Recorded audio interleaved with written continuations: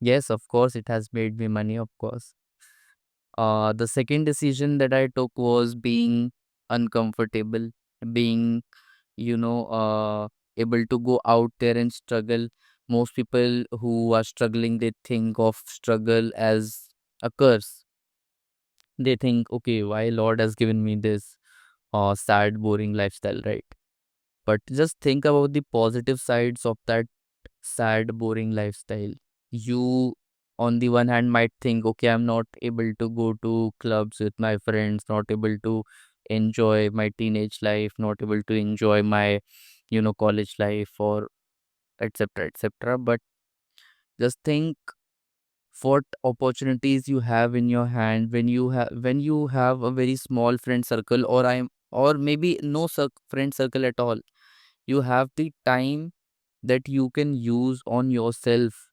You can improve your skills, you can improve, on so many aspects that you might not be able to do later on in your life. So you better utilize that time to the fullest.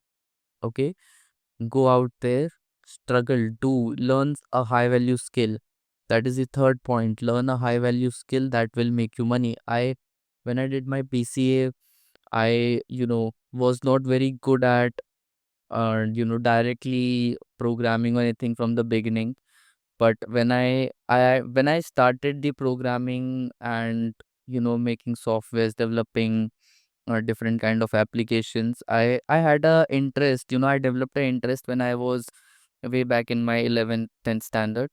So it is a long story. I'll tell you guys some other day. But few things happened in my life that sparked that interest in me. I chose BCA and not BTech because I was not very good at maths at that time.